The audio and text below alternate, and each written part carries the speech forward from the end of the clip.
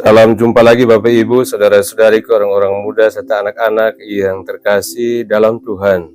Kita masuk ke hari Rabu Pekan Biasa ke-31 tanggal 5 November 2025. Kita merenungkan bacaan dari Surat Rasul Paulus kepada jemaat di Roma bab 13 ayat 8 sampai 10 dan Injil Lukas bab 14 ayat 25 sampai 33. Dalam nama Bapa dan Putra dan Roh Kudus. Amin. Bapak Ibu, saudara-saudariku, orang-orang muda, serta anak-anak yang terkasih dalam Tuhan. Ada satu kalimat dari Santo Paulus hari ini yang begitu sederhana tetapi sungguh menusuk hati. Janganlah kamu berhutang apa-apa kepada siapapun juga, tetapi hendaklah kamu saling mengasihi. Memang indah. Paulus seolah mau katakan, hidup ini jangan diisi dengan banyak utang budi, utang dendam, utang iri, tapi cukup satu saja yang boleh kita miliki, yaitu utang kasih.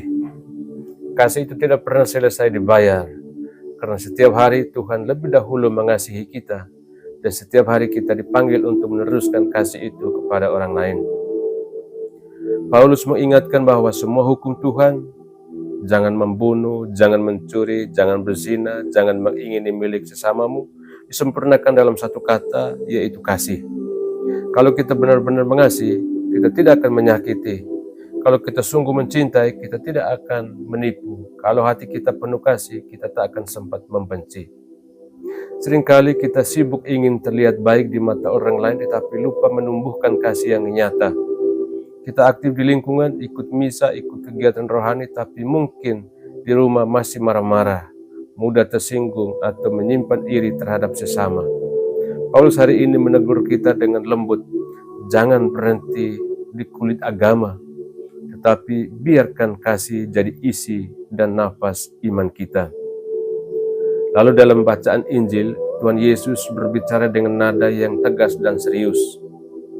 Barang siapa datang kepadaku dan tidak membenci ayahnya, ibunya, istrinya, anak-anaknya, bahkan nyawanya sendiri, ia tidak layak menjadi muridku. Kata membenci di sini tentu bukan berarti benar-benar membenci keluarga, tetapi Yesus sedang menegaskan tentang prioritas. Artinya kalau mau sungguh mengikuti Dia, kita harus berani menempatkan Yesus di atas segalanya, bahkan di atas diri kita sendiri. Menjadi murid Kristus bukan setengah-setengah. Tidak cukup ikut kalau sedang senang, lalu berhenti kalau susah. Mengikuti Yesus itu seperti membangun rumah, harus tahu biaya dan siap menanggung risikonya. Kalau tidak, rumahnya roboh di tengah jalan. Yesus tidak mencari pengikuti yang banyak, tapi mencari hati yang siap. Hati yang siap mengasihi tanpa batas, siap mengampuni meski sakit, siap melayani meski lelah. Itulah harga menjadi murid sejati. Kasih sejati tidak berhenti pada kata-kata. Kasih sejati membutuhkan pengorbanan. Dalam keluarga kita harus tahu persis, mengasihi itu berarti menahan ego, memaafkan walau kecewa, tetap peduli walau tidak dihargai. Dan Yesus sudah memberi contoh kasih yang seperti itu. Kasih yang memikul salib, kasih yang memberi diri sampai habis. Saudara-saudariku yang terkasih, hari ini Tuhan mau mengingatkan kita bahwa kasih bukan sekedar perasaan, tapi pilihan. Kita bisa saja tidak merasa suka kepada seseorang, tetapi tetap bisa memilih untuk mengasihi dia dalam tindakan seperti menghormati, mendoakan, atau tidak membalas kejahatan dengan kejahatan.